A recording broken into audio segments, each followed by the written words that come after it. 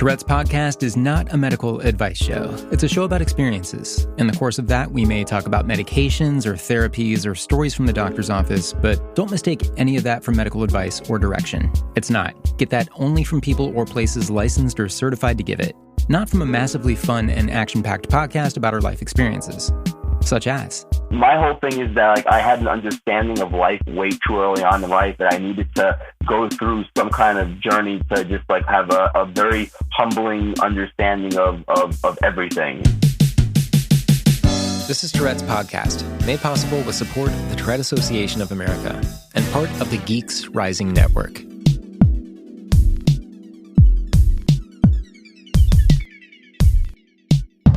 This is an interesting episode, and we're going to get to the guest shortly, but gotta say, big response to Brian Lane from the last episode.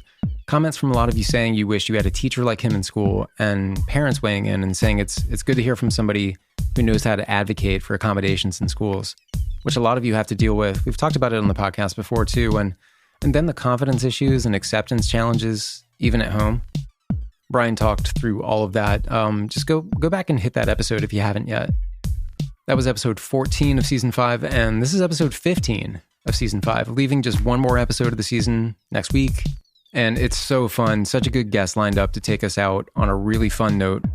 That'll be next week, but this week we have a treat as well. Like I said, really interesting guest just ahead. If you're following the Tourette Association of America on any of its social media channels, you might have seen this really awesome announcement about the 2021 Young Investigator Award. Through this initiative, the Tourette Association encourages early career researchers to invest their efforts and expertise in increasing our biological understanding of Tourette syndrome, pursuing clinical research aimed at improving patient care, and developing and testing new therapies. So if you're a researcher, young in your career, this is something you'll definitely want to check out. Grab a pen, tourette.org/young-investigator. Again, tourette.org/young-investigator. And there are some deadlines to be aware of with this if you want to participate. Not immediately, but again, tourette.org/young-investigator to get all the details. Shout out to Daphne in the Tourette's podcast discussion group who posed a question that's still getting piled on with responses. A lot of yeses. Her question was, do you ever speak in a different accent involuntarily? And I definitely do, and it's ridiculous. I'm not going to do it here. But I think I told you a while back about my tic where I say the name Heather in this botched New Zealand accent, like Hita, surely inspired by Heather Welch of New Zealand. She's the host of the Sunshine and Power Cuts podcast. She's aware of this tic. If you have a tic or a compulsion to speak in a different accent, drop a detail about it if you want in the Tourette's podcast discussion group on Facebook, which is run by the amazing Sophia, our admin. Tell her hi while you're there. Oh, and speaking of tics influenced by other people, Ed Cooney, who we heard from in season 4, I think it was episode 2 of season 4. Well, so you might remember that Wendy Diaz had a sign of the cross tic that she gave to me. Like we did a little video interview and we were really setting off each other's tics, and she had this sign of the cross tic that definitely got transferred to me where I kind of pecked my forehead in this sort of chaotic version of it. Well, Ed just told me that I've given it to him now. He wrote me a message on Twitter. It says, quote, "It's one of the most explosively compulsive tics I've ever had. The whole communicability of tics is so fascinating to me," end quote. And for sure, it's a thing. Wendy told me she gave the same tic to like 5 other people at Tourette's camp. I don't know what degree of science and research already exists on this topic, so someone can set me straight on this, the infectiousness of tics. But maybe that's something for the Young Investigator Award. I don't know. But okay, so our guest this week, his name is Ellis Pascal, and this is a guy who has motivation and determination like I don't typically come across. Ellis is a professional bowler, which is definitely a mental sport. He's also a martial artist, a life coach, a rapper, producer, computer professional. He's been a finance guy, a tech guy. I'm not sure there's any career category that he hasn't gone through. And he's not at like retirement age either. He's a young guy. And once we get going, you'll completely see it. He's one of the most driven people I've talked with. We're going to hear what it means to him to defeat Tourette syndrome. In his words, he has a great answer to that. I will say, since we're careful about the information we put out, Ellis does mention his use of psychedelics. Obviously, we have to lay down disclaimers. We're not promoting the use of any substance we talk about on the podcast. We're just talking about experiences And for Ellis, he makes it clear that, it's not a recreational thing. It was part of this spirituality and meditation quest that he was on, and sorting out the really dense set of things that he's experienced in his younger life. Just a really interesting person and a very interesting story. And you're going to like the ultimate goal that he has for himself and his place in the world. Lots of motivation here. Here's me and Ellis.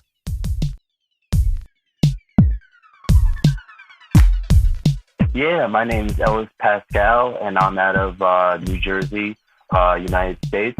Born and raised my whole life in the same house. So I'm very blessed to just be, within my, same, household, and never really having to move, and being able to come from a family that is involved with traveling and also going and visiting 24 different countries in my short time being here on Earth. Which I'm sure has to have shaped you. And you've got a lot on your resume.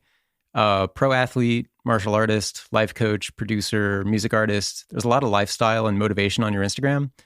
It's pretty diversified. Is any one of those things the central profession, or are these kind of evenly different simultaneous occupations? Well, that's a very good question. My early childhood, from the time I was in kindergarten up until pretty much diagnosis, that was my whole life was revolving around martial arts. Wow. And which actually gave me my foundation and the indomitable spirit and my parts of my tools in my tool chest to defeat Tourette syndrome, along with other classifications. And now my classifications are Tourette syndrome, OCD, ADHD. Was ADD when in the DM forms, when it was a part of the DM forms, no longer just ADHD. Right. I was never really actually classified, but I definitely suffered from PTSD from all the crazy experiences and hospital traumatizations. I had a manic episode. I'm bipolar. I had a manic episode in college, and I was in a vegetative state, which I never thought I was coming out of. And Wow. Sure enough, I came out of it in 3 weeks. And was able to be released before my birthday, which is a blessing. Just a lot of different crazy things have led me to a spiritual awakening. And I had a next door neighbor who suffered from a very bad car accident, and introduced me to psilocybin mushrooms, and then I had an awakening to then have myself really understand what my true purpose is, and that is to give back and share with the world, and how I was able to permanently from bringing it, as we all know with Tourette, bringing it to our safe zone at first, mastering, understanding where the tics are coming from, and different feelings and different emotions, because I was an individual that had no tics, and I was looking to go to this school called the Petty School, maybe even a year in advance because of my academia and my athletics. And then everything kind of just like turned around, and then my first initial tics were roaring and cursing, and violently moving my neck, so it was a big deal, and then just going to different doctors that I was malpracticed. When before even all this, I had meningitis when I was 6 years old. I took a spinal tap awake at 6 years old. Yeah, I was already a first-degree black belt. I had plenty of self-control, and I was very, very afraid of being sedated. So I just held my mother's hand, and I took a spinal tap awake. It was quite an experience I'll never forget. And Wow. I have a photographic memory, and I could place myself in each individual memory and actually relive feelings that sometimes even bring tears to my eyes, but actually feel the energy and feel the actual, and can even smell senses and feel different senses in that same scenario. Like holding pictures could bring me back into different places, almost like that movie. It's very, very strange, but it's very, very real for me. Yeah. And being able to use this and was also another tool to be able to, because with Tourette's, we have everyone's different. We have different amounts of time that we have in order to understand when that tic is coming out. We know when that tic's going to come out. I had a friend that he had maybe a second. I had 30 seconds, that I knew that I was not going to be able to control this thing coming out. So when I was in movie theaters and I would tick and roar and curse, and people would laugh, it would be like, the worst thing in the world when I was a child, and I wanted to be able to control that. And my mom was like, "Listen, if you're able to understand when this is coming out and not having any control, like try to cover your mouth and walk out of the theater, or I'm trying to be able to be in public and still do my thing with Tourette's. Like a lot of us are dealing with very early on in our lives." Mm-hmm. And to be able to recognize this, and then eventually with meditations and then smoking, when I was introduced to this by a friend, cannabis, most of my friends were doing this for recreational purposes, and I took it upon myself to use this within my meditations and understand where this was coming out. Like, it was very different for me. I was, it was kind of all coming out of my mouth, and I was just, I was the exact opposite of everybody. I was very energetic, even though now I understand there's different kinds of the sativa plant and the indica plant, but even so, it was like whatever I was taking, I was very, very active, and it was kind of like all just taking all. It was like kind of like helping me understand where the tics were coming from even more. And then eventually it was just like, I was seeing to myself, like when I was waking up and doing my daily meditation, I was like, wow, like it's not as much of a thing. It's not in my head. It's not like coming out. Like I'm not feeling like I have to like, and then eventually, like after doing, every single day and practicing, is like I was determined, and especially with the OCD that I have, it was like a determination. I have two younger brothers, and one of my brothers I have a bunk bed with, and every single morning we wake up and be like, we're gonna be one step closer and killing and beating Tourette's. And it was just a thing, that us as a family, it brought us together to work and to really, to beat it. And eventually, years and years, of practicing in my room and meditating and experimenting with different psychedelics and different things to try to master and understand every single emotion and feeling that is going through my body, because it is just so immense, so much more than the average person, that I need to be able to understand where this is all coming from, to be able to locate it and make it just turn off like a light switch. And I was successful, and before even all this, we got in touch with Dr. King, who is the top research doctor in Tourette's out of Yale. And me and my immediate family, we donated blood to Dr. King, and he gave us a brilliant consultation, and I got a lot out of it, and I was able to use that to work on more coping mechanisms. And this was probably around the time I was like maybe 14, 15. Yeah, I wasn't even close in my progress, that I made, since that point. But it's just amazing, that I was able to, just the past, and everything, how everything shaped out, and now I just want to be able to help others to, whatever questions, others might have, what way did I do it? And I would love to answer any questions, and please, and communication is key with anything. And if we could all just communicate with each other and share our feelings and share, our situations and experiences, then it just helps anybody else. If someone is definitely going through that same situation somewhere else, and could use the positive spirits and the knowing that it can be defeated, and it can be done. I had a severe case. I mean, there was points where. Well, let's talk about that real quick, because just so I have sort of your angle right with defeating TS, and you can use words like overcoming and conquering and defeating, and those always interest me. And I guess I'm wondering what the specifics are of that for you, because even if you only experience the direct symptoms of Tourette syndrome for a handful of years, say, even that handful of years is going to be really impactful in your development, into your adult life and your perspective. And that's a piece for me that, I value and wouldn't want to kind of overcome. But again, there exist the painful parts of it, the really problematic tics, and the negative perceptions and judgments to battle with. So just to point out that, that there are different angles on overcoming. So what do you see overcoming as for you? What did you identify? Oh my God. because of TS and because of all the other disclassifications, I would say it made me into the person who I am, the caring, loving individual that Ellis is.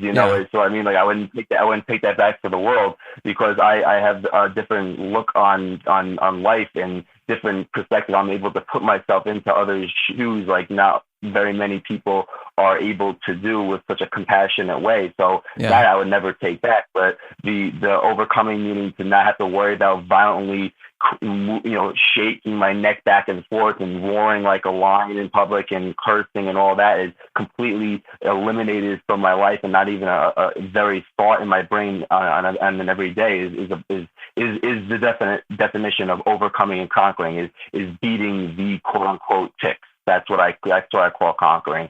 The journey that came along with it was necessary. I feel like it was something that I needed to have in my life to be me.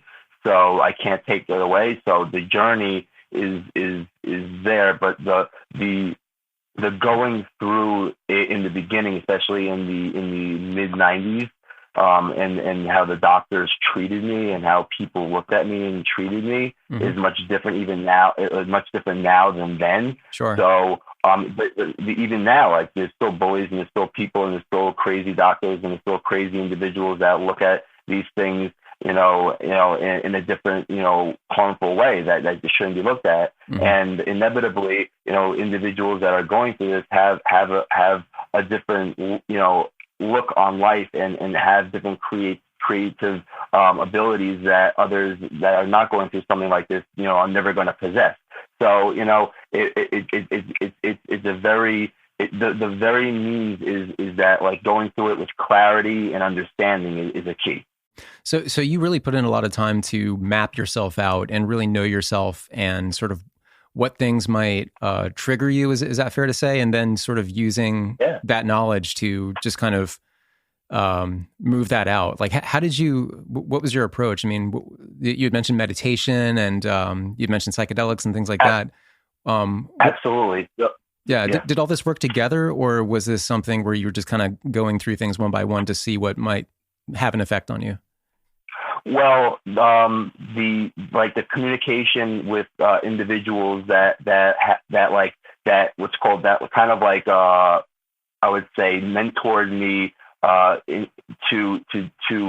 try these things. But then once trying it, I took it upon myself to do as much research, using the internet to better my sacred judgment to grasp the understanding of what I'm getting myself into when experimenting.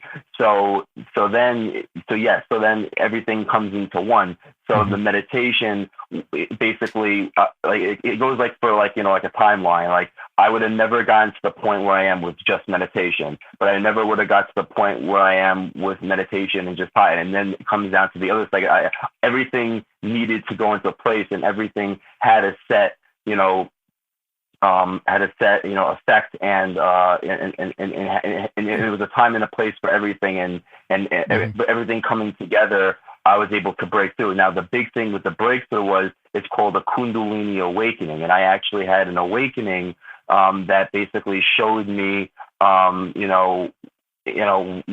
my sole purpose here is on Earth, and it gave me my life answer. So like I'm cool with everything. Like I'm very cool with just like everything being the way it is, because I already had an awakening. I kind of seen the greater picture in a sense. As crazy as it may sound, I've kind of seen all this and kind of just kind of embraced it and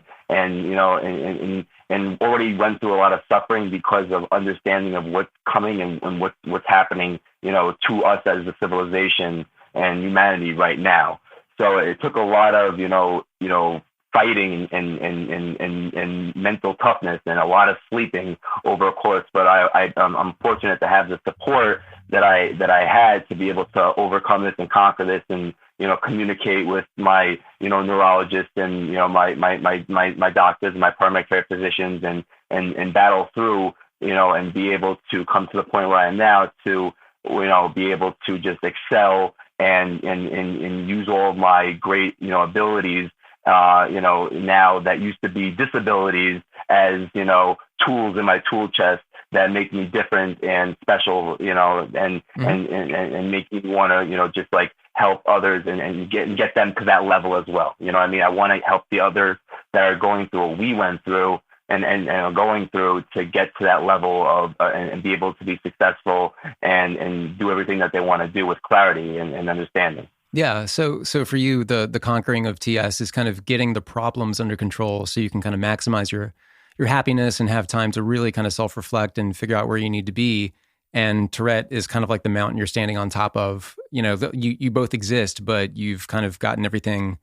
You've hit the summit. Yeah, and anxiety too. Yeah. So anxiety is like you really feel. Because anxiety clouds you, it could manifest physical pain. I know for me, anxiety is crippling, both mentally fogging and painful, physically in my back and my neck, everywhere. So with the conquering of anxiety, it releases the potential to do everyday things at a very high level. Right. Okay. Yeah. So. And when you mentioned the Kundalini approach, just to explain that, I guess for people who are curious, is that more of a spiritual thing, or is that something where you kind of go inward and you guide yourself toward what you can identify as what you need to be? It's basically, it wasn't even meant to happen. It was just a suffering. That's what a Kundalini awakening is. It's a suffering of a high meditative state, and it's opening up your chakras, and it's not something that I would just recommend just trying to go and do, because I wouldn't want to do that myself. It's just something that kind of just happened to me, that needed to happen to me. Yeah. At the time I was studying for my financial certificates, like a life insurance or property casualty insurance license. And I needed to just, and I know that me as, Ellis, I could pass any test I want, but the PTSD of test taking and everything going back of when I was a child, of everything, when I had Tourette's, it was very hard for me to take tests. So, doing this and opening up my brain, I kind of this all happened, and I was able to do this with ease. This was just, all this stuff was just, and I never took any classes for finance, and I was just able to do this and get all these licenses with no problem. So it just goes to show you that, anything can be done with just a little bit of, hard practice, and, it's just wild what you could do, what the mind can do. So, and here I am, someone that, was looked as like a prodigy child, like in my, I made a song, Nightmare Dreaming, I was looked as a prodigy child. Yeah, I appreciate that. Thank you. And then next thing you know, I'm looked at as a misfit, and parents, I literally had parents tell me that you can't hang out with my child anymore. Like to my face, can you, as a little child, it's just it's traumatizing, and just stuff like that. But that stuff, and then, getting older, and then, and also still living in the same town your whole entire life, still, seeing people come, seeing people go in the town. I've been here for 29 years. It's just a very humbling thing, And it's like, yeah, so it's really cool just to and now I have all these friends that really just look up to me, because and I look up to them just as much, because because we have each other's backs, and it's really something that is hard to come by. My mother says, if you have one close friend in your life, it's a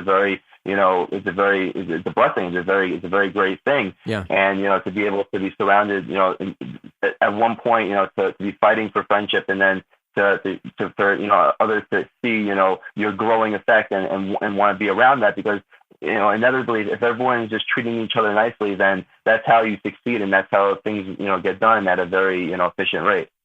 Yeah, you've really powered through a lot, and in your experience growing up, because you mentioned bullying and people being insensitive about it, and what would you say the sort of split is, or the balance is, between TS being a problem in and of itself, no matter what society thinks about it, and then how society kind of treats people that they don't understand? Was society kind of a big part of the problem too, to kind of overcome, or perceptions, or was it really? Oh yeah, absolutely. Because us, individuals that have Tourette's, we have a different way of understanding language. Because now, we have, an individual that at some point that we were able to, or some point that it was just our whole entire life, either or, we're not able to control, like for me it was like a roar or a curse or just a string of different sentences or whatever it may be. Sometimes my tics got extremely complicated. Now, hear me out here. I was in high school and I went to go grab a pencil that was on the ground, and then it was by my teacher's chair, and I sat down in the chair. Now I looked at the clock. And then all of a sudden, my OCD and my Tourette's were working simultaneously, and it told me that you cannot get out of this chair until this time. And this time that was in my head and planted in my head happened to be the time that's after school. And now everyone's like, and this is a substitute, and everyone is like freaking out. And then next thing you know, they make a spectacle of me, and they wheel me out of this there's this wheelchair. They wheel me out of the chair, like what's called out of the classroom, and then the bell rings. Now people are walking while I'm on this chair. So now I've already been dealing with Tourette's, for a little bit. I was diagnosed when I was around like 9 years old. Yeah. So I'm in high school. So now I've learned to laugh at myself. So I'm like, making a little, joke of it. And then I get into the infirmary, and then what's the call? And then they literally just like, it was like, was it 5 minutes after the bell rang? Like it was like, that was the time, it was like 3:05. And then like, it was 3:05. I was able to get up, and they're like, what's this? My parents are not going to come. This is just a complicated tic. Like, I'm going to go on the bus now. You know what I mean? Like, goodbye. Yeah. So it was like, so it's just like stuff like that, again, society, it's like they had to make, like, couldn't they just like let me stay in it? They had to make a spectacle. They had to, it just, stuff like that, it's just like always, I just couldn't wait to be done with the public system, even though like I went to prep boarding school in 8th grade because the elementary schooling system pretty much expelled me because they didn't understand, just the sheer stupidity of their understanding of Tourette's and everything that was going on at the time.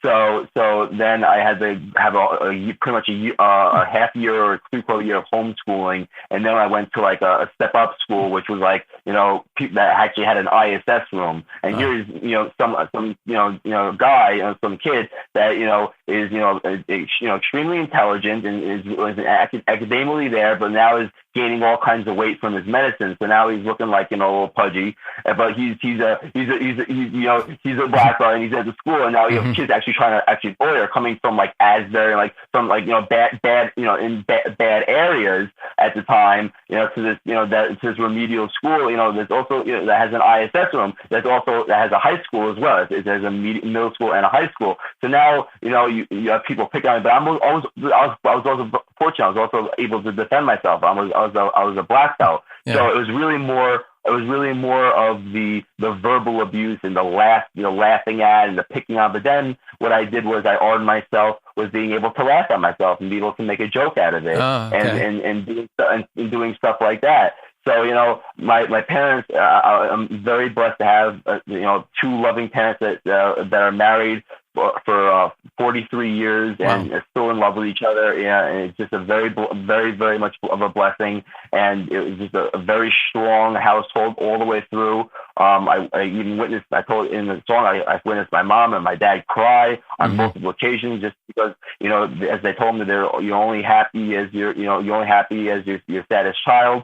And, it's just it's just a whole big journey that really just opened my eyes to again, language and society and how to treat people and just everything, just compassion and just really just and really and because of who I am and the qualities that I'm able to understand, and even being tick free since I'm tick free since about 21, and I'm 29 now. That's a nice amount of years, and and for it to be completely just eliminated. I want to be able to help others, and because I know what I was able to do to get to that position. So, and with work, I truly feel that others are able to get that, because I had it was a very, very severe case, and they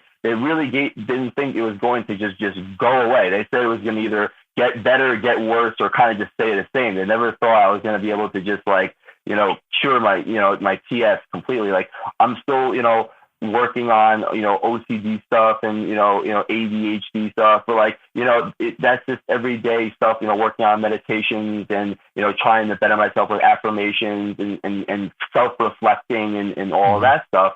But really, the Tourette's, my main goal in life is complete. And now it's to help and get others to that position as well. Wow. Okay. So you mentioned martial arts and something you started pretty early on.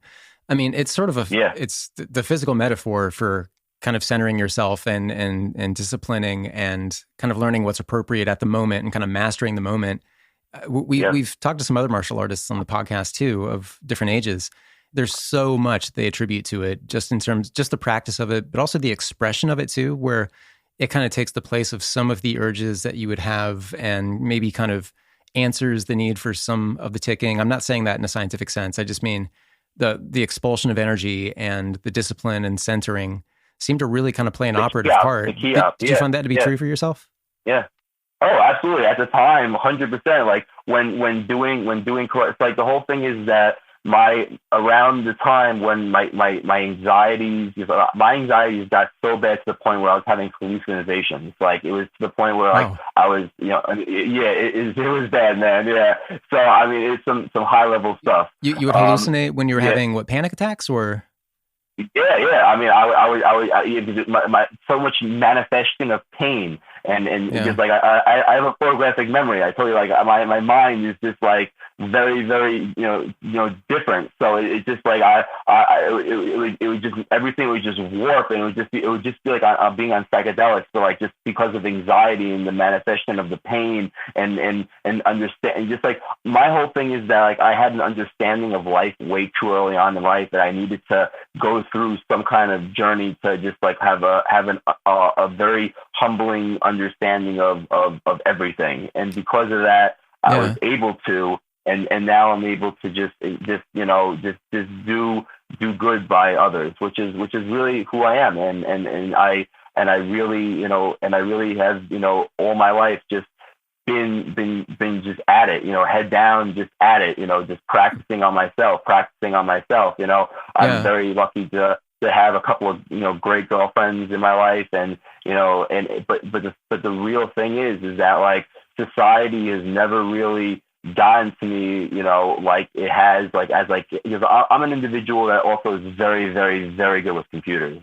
I mean, very good with computers. Well, but before we get to that, I want to ask you something real quick about where you talked about your sensory experiences. Yes. So with that and that sort of synesthesia, where you can really kind of feel, taste, experience what was going on when you're creating a memory, and that's kind of locked in there and is something you can access.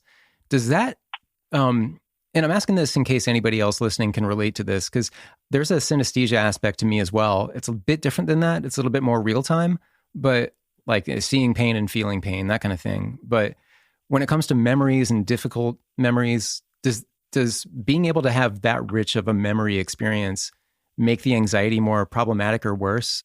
Absolutely. Oh yeah, because of the reality. Yeah, the reality of the feeling. 100%. Absolutely. Yeah, and I exactly what you're thinking, what you're saying is 100% true, because is now having to understand and master those feelings, and that's what my life work is been doing is understanding my bodily emotions and feelings, because I'm bipolar, so like and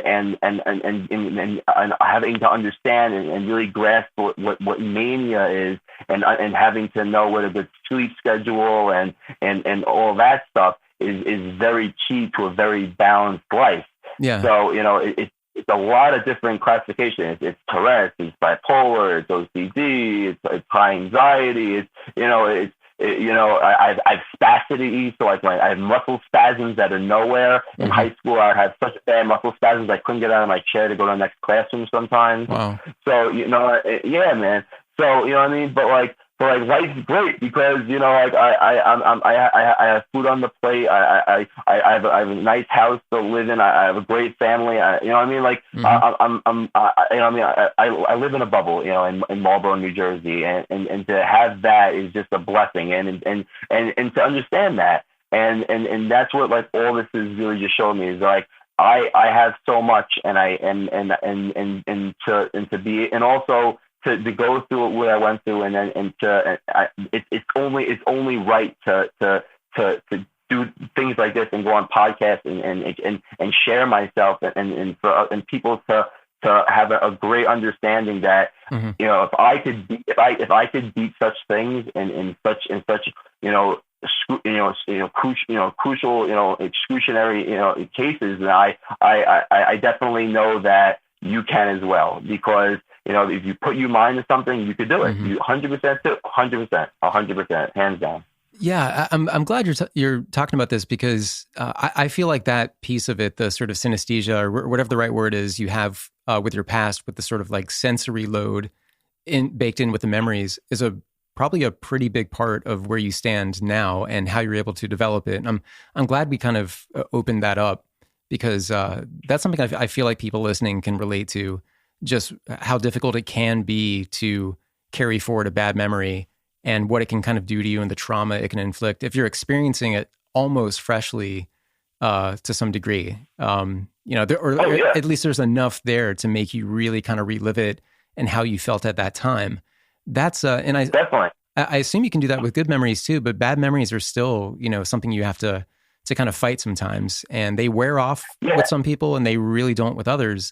And so you've had that time to really kind of reflect on yourself and really kind of study what was going on, inside your memory, and then kind of apply it to new perspectives that you're learning and new practices. And that just feels like a really important part of your story.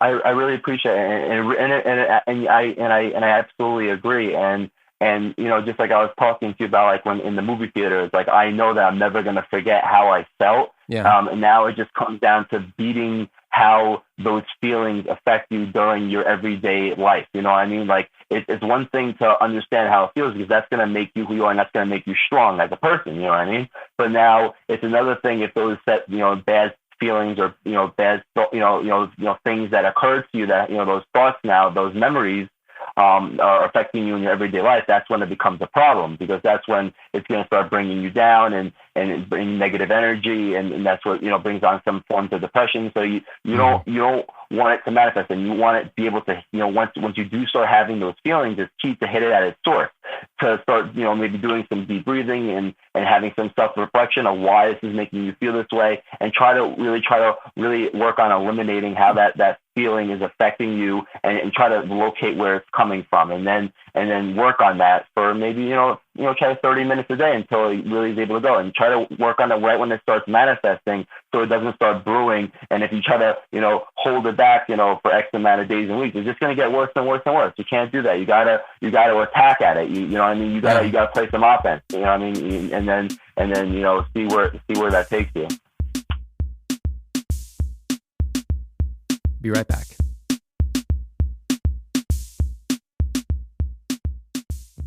The Tourette Association of America is the premier nonprofit working to raise awareness, advance research, and provide ongoing support to those with Tourette syndrome or tic disorder.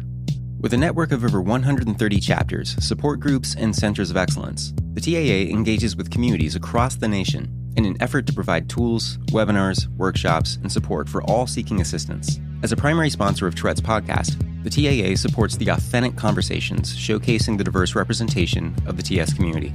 To learn more, visit tourette.org, TOURETTE.org.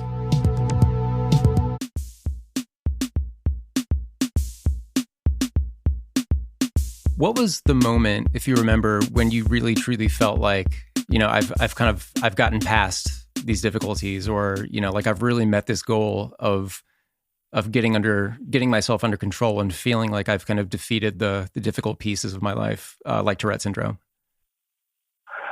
Well, 2016 is when I had my spiritual awakening in October. Then shortly after, 11/11, funny enough, the number is when I threw my 300 game, and then I was only a 170, four bowler. And then shortly after, acquired a 200 average needed to go to get the pro card, the PDA card. So you threw a 300 in bowling, just so people heard that right.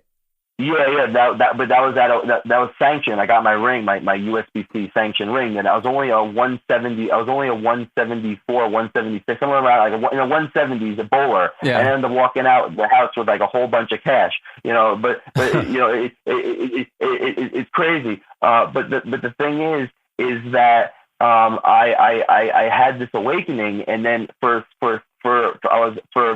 like a month or so, I had everything just clicking. Everything was just clicking, but then everything was like a complete reset. It was like going through Tourette's again. My tics almost started coming back. I was getting a little nervous. Wow. The anxieties with the hallucinations were starting to come back. My OCD, and it was like, and then So from 2016 to just about recently, and then a couple of more, trips and trying and heavy meditation sessions, I was able to eliminate those coming ups of the TS and the anxieties and all that again, and then really found that CBD was my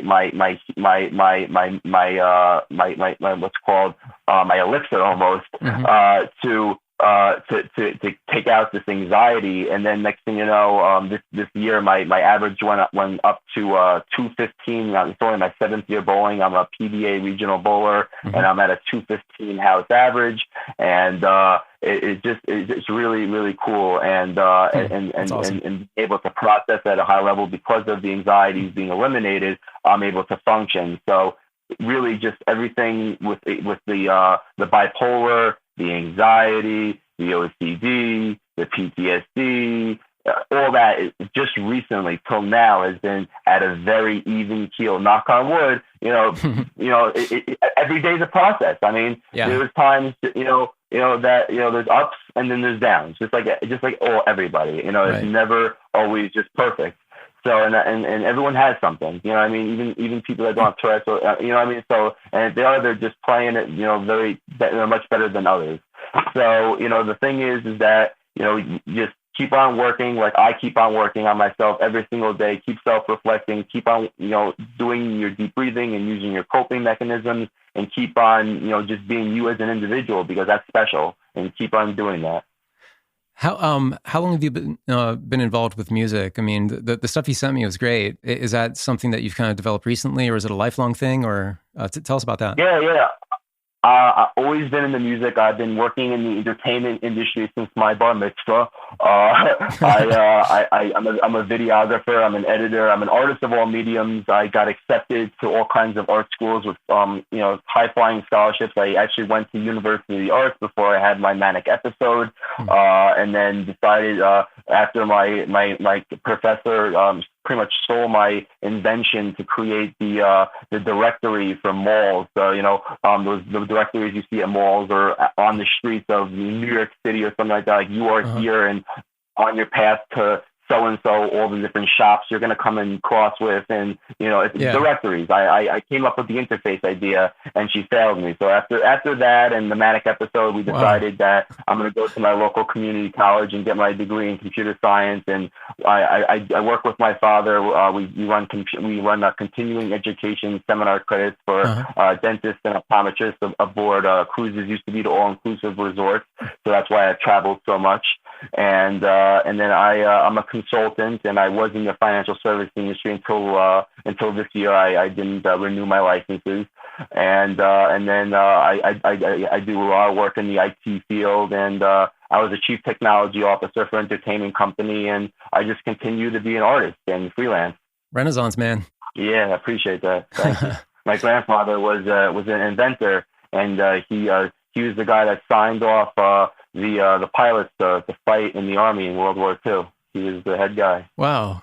Yeah. So yeah. Is that sort of in your family culture to be this driven? Because I would fairly say you have a motivation level and a drive that I don't often come across. Is that a family thing, or is that something with? It's definitely a family thing, but it also runs in the family. It comes good with the bad. We have doctors and lawyers and judges and all kinds of really smart people in the family, but it comes with a consequence. We have all kinds of classifications with Alzheimer's and dementia and paranoia and all kinds of other things. But it comes with, everything comes with a good and a bad. You know what I mean? But absolutely. You know what I mean? So it's like you take it for what it is, and you just enjoy life and enjoy every moment. Like, you only got one shot. And then the next journey moves on, and just try to find your meaning, try to do something that's going to be extension of you, because that's what's going to make you happy, and inevitably it's how you feel. Like one thing I got out of this class when I was in financial service, getting myself prepared to take the test. The teacher, he was like, well, I had this student, and I'm telling him that basically the guy that rides the bike wants to drive the car. He sees the guy driving the car, and then the guy driving the car, he sees the guy in like the Lamborghini. He wants to drive that nice sports car. Yeah. But then this guy is like, if you had all this money, and you had your name on the building, and you own this branch, what car would you drive? And he's like, you know what? I was driving, he just named this regular, $24,000, sports car. Mm-hmm. And he's like, I was in this car, and I was, it's the way it made me feel. This is the car I buy, hands down. No other car. This is the car I want. Yeah. And it made him feel right. So if it makes you feel right, then do it. If it's not harming anyone else and it's doing good by others, then do what makes you feel good, because that is the main thing. 100% hands down. So how do you work with people? Do you mentioned consulting, but is that kind of in this field of motivation and getting people to kind of recognize what they can do? What I really have been doing is working with people, training them with, getting them to either a weight desire, or either working with them just, on goals that, they're trying to acquire, with, set, disability, trying to master a set skill, either with concentration, and focus, meditation, different forms of meditation, affirmations, and when to use them and how to use them. In bowling, bowling is a very mental oriented game. It's about like 84% mental, the rest is physical. Yeah. So I help, I'm a coach in bowling. So I really work heavily on the mental side of the game, so that when it comes down to your physical, that everything's nice and crisp. So yeah, I mean, it really is a thing that I haven't even been doing for like compensation, even like, but I definitely would like to start, because I definitely need to make a living. But it's definitely something that I'm always open to, giving advice and answering questions all the time, hands down. I'm always available to answer questions. But for coaching, yeah, I mean, it's something that like I feel is like where my life is taking me right now is the coaching side, and getting involved with helping individuals conquering life obstacles, and getting to a point where they feel that they have achieved and can go on and do the things that they would like to do in their life. Do you see among just people in general who, they kind of go about their day, they may live kind of in a cyclical way. Some may say, they're kind of in a rut. They don't have the motivation to really get where they know they can probably be if they just kind of go for it. Is there one observation you have, or like just a common thing that people seem to kind of sink into that prevents them from getting with just an everyday thing that maybe we do, or something we tell ourselves that maybe we are preventing ourselves from getting where we need to be? Are there any habits or anything like that we need to break? Absolutely. So for one thing, you got to get your adrenaline going, because if you work out, like it'll start to be like a deal. Like even like just getting some push-ups in the morning and do some nice stretches, or like any type of thing to get your adrenaline going. But you have to, like when you do any kind of physical like cardio, it has to be at least 15 minutes for it to be cardiovascular, to get your blood going, to make it any difference. So if you get on, treadmill, you do 5, you're not going to do anything. You got to be doing something for at least 15, 20 minutes minimum. And if you do something like that, and while you're doing it, you're giving yourself affirmations, telling yourself you're calm, you're cool, you're collected, you're courageous, you're independent, you're any kind of like affirmation that's going to make you feel good about you. Your high spirit, like what you're positive, and all these things that you're telling yourself, that's gonna help you throughout your day, without a doubt, hands down. If you slow up your day and you give yourself a nice stretch, you maybe get a couple of push-ups, and you work out, and just to get the blood moving a little bit, drink some water, and tell yourself, like you're like in your head, like your inner voice, like tell yourself what you're gonna do today, how you're gonna start yourself up. I wake up like, all right, I'm gonna do this, I'm gonna do that. I'm planning out my whole day. You know what I mean? So it's like I'm on top of that, and if you want to like have like a calendar. Google makes it so easy. We have a calendar. You could literally set yourself alarms and notes and tell yourself, like, you could be so productive and have your own personal assistant via Google. Like, Google could be your own little, personal side, person. You know what I mean? So it's like, just, have fun with it, be creative and just like use your imagination and try to just have fun with your day. Especially now with Corona going on, there's so many things that you really could do to just be active and just learn a new craft or a new skill and just try to get good at it. And that's going to make you feel good. You start getting good at something, you see progress. Progression should definitely make you feel good. I know it makes me feel good. That's important, because what you mentioned about, kind of starting your day where you're like, oh God, I can't do this. I'm a typically pretty productive person. I don't sleep much. I'm always doing something, but for the past month, maybe I've just had this feeling of like lethargy where in the morning, I just like, God, I don't want to do this. But it's true when that's the first thing I think of the day, it definitely kind of primes how I'm going to go about it. And it's like, okay, I guess I'll do this now. And versus, like, here's something I need to do and I can do it in this way and I can get it done and I can feel good that I got it done. It is just a good reminder or a good Post-it note for the wall to just don't start, my day with the first sentence being like, oh God, I just don't want to do this today. I mean, sometimes we have those days, but when you have a lot of them in a row, that's probably a bad thing. Interestingly enough, that there's a study that if you wake yourself up with a nice scream and you're like, you shake and you kick your legs a little bit, you give yourself a nice little scream. That's a nice little, it gives you a little pep start to your day. It gets the blood moving and and just shake your arms and kick your legs a little bit, It's a good little pep step. It's a little study done. Yeah, they say it's good for you, especially if you're in like a little rut, like that. Like get yourself started like that. Like, all right, I'm up now. Like, let's go. So find a way to kind of just pull your cord and get yourself going. Also, like, try to give yourself like rewards too. Like, if you complete something, you complete a task, I'm always giving myself rewards. I'm always buying myself stuff. You know what I mean? Like little stuff. You know what I mean? It's I'm like, oh, like I did this. Like, I gotta give myself a little treat. You know what I mean? So it's just to give yourself motivation.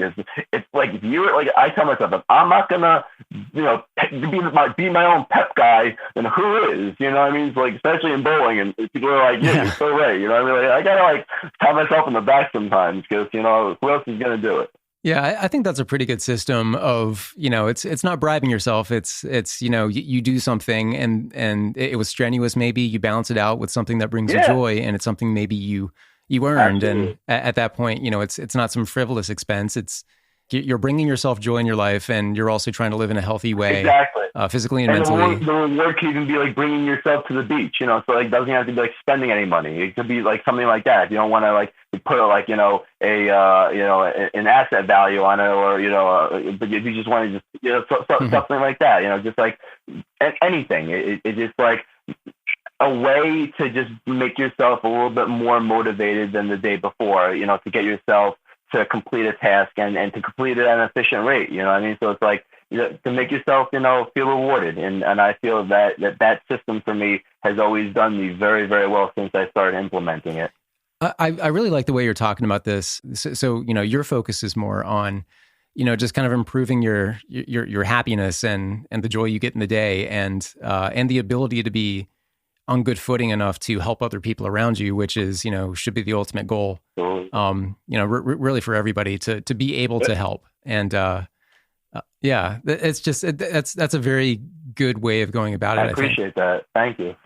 What's ahead for you? I mean, you got a lot going on. Do you have any big projects coming up? All right. So my whole thing now is hopefully soon events could start getting up, and I could start working my weddings and all my my corporate events that I'm doing, and building my Pascal production business. But the whole thing is that now I have this whole artist career building up. I would love anyone who's listening to check out my Spotify page. It's Ellis D. Ellis D is one word, but the S is a dollar sign, and to check it out and enjoy. And I'm going to be releasing more songs, and I'm working with friends and other artists and collaborators and producers, and just looking to just just like broaden my horizons and just and indulge and try to have a form of release for others to enjoy my mediums of art, and then just see where that takes me. And then my bowling career, I'm planning on bowling in regionals, and perfecting my game, and hopefully going on the PBA tour, and coaching. And I made a bowling a website, a forum, and auction and a storefront type page for any bowler to communicate with others, anything and everything bowling, and sell their new and used goods. So it's just trying to just keep it going, and just help my father. Unfortunately, with the travel industry being at a complete halt right now, my dad was looking to retire, and now it's set him back another like 3 or 4 years, and it's just a downer. But with everything, there's a learning experience, and he has a little 1 year retirement until everything gets kicked back up again. But I'm building him a brand new website, and it's just been working really hard, and together as a family, in communication and and perseverance, and that's how we get through anything, and just trying to be creative and figure out new things to do our side hustles and also get by. Yeah, and using side hustles, sometimes it's used in the context of like, this is what I'd rather be doing. I got this day job, but I'd rather be kind of doing this other thing, whether it's photography or selling art, and you're really going for it. There are a lot of people who don't feel like they're in maybe the position to, or that it's feasible for them to pursue their passion as a career, even though there may be templates out there of people who do it and are successful with it. Do you have any advice for people like that who, younger people who maybe don't think that their particular talents or anything that are going to be maybe supported as something they should be doing as a career versus, kind of going into a traditional kind of 9-to-5 job? Not that there's anything wrong with that, but people who just kind of want to be there and make a passion into something that kind of brings them something they can support themselves with. Do you have any thoughts on that? I do, absolutely. I truly believe that if you prioritize and schedule and practice at a given craft, and you can master a given craft, and you put in your 10,000 hours, and you do what you have to do, then you could do it. Then if you put in that work, then sure enough, you will be great. Now, if you happen to be a little bit later in the game, and trying to be that same person that other person has that many years on you, you still may be able to get there with that practice. But you're going to have to prioritize and schedule your time, because you might not have, the means or the time necessarily. Everything is based on time. All you have is time, and money is a big picture on, for, you need that to survive and to do what you need to do in life. So, the whole thing is just prioritizing your time and your work, and scheduling. Scheduling is key. Making a calendar and a schedule. And if you feel that in your heart, you always, if you feel like you want to release your stuff to the world, do it, because in your heart of hearts, that's always the way to go. My grandfather, as great as an inventor as he was, He could have been the inventor of the training wheels if he would have just patented his idea that, be the first one, back before he got a patent. He did it like 10 years, but whatever the case may be, So, and we all have those moments, but like, you always got to be proud of what you did. What you accomplished, you have to be proud of that. And if you feel that it needs to be out there, then put it out there, because that's how I feel. And I've always have done good by that, and who I have inspired to do the same have always thanked me for doing so as well. I self-deprecate a lot, and a lot of people do. And sometimes you kind of guard yourself for criticism. But if you've already kind of like downed it yourself, then it's almost like the criticism is nothing that people are going to bother with, because you already know that it's not good. Even if you do believe that it's actually good work, people just kind of armor themselves. I do anyway, where I'm like, yeah, this photograph, and that's all right. And, compliments have been kind of awkward for me to accept over the years for some reason. But it is important to really stand by, whatever brings you joy and whatever makes you happy. And if it's something that you can put out there for people to appreciate, it's something you should be proud of. Doesn't mean everybody has to like it. It just means you like it. Exactly. You feel good about it. 100%. It's exactly what it is, because like, I'm going to put it out there, not because it's for me, you know what I mean? Like, I'm putting it out there because I liked it, but I wouldn't, if it can touch and inspire somebody, that is the goal. That is like, that's why I'm doing it. You know what I mean? Like, as an artist, we're putting it out there because we put our heart and soul into this piece.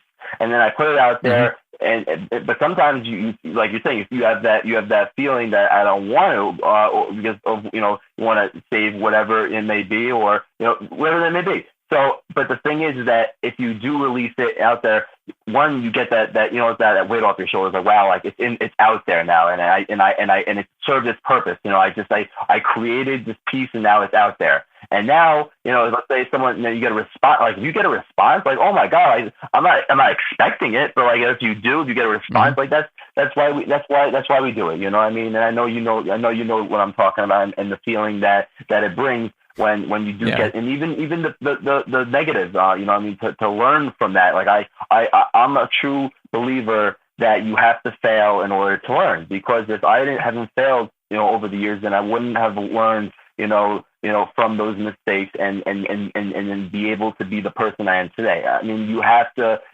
be able to take losses. It's a must. A true winner always loses. Man, you've given us a lot of takeaways here. Are there any final thoughts here? Any big takeaways? If there's one thing that you think people can draw from this conversation we've had, what do you think it is? Just know you're special, and know that you are always one of a kind, and as long as you are doing good by yourself, and you're doing good by others, and you're trying to progress, and you're trying to grow, and you're trying to learn, then that's what life is about. And keep on experiencing and living and enjoying, because we have something very special. We all gotta group together now, especially in these crazy times, and share the love and stop all this craziness. Because if you work together, then nothing cannot be done. We could do anything if we work together.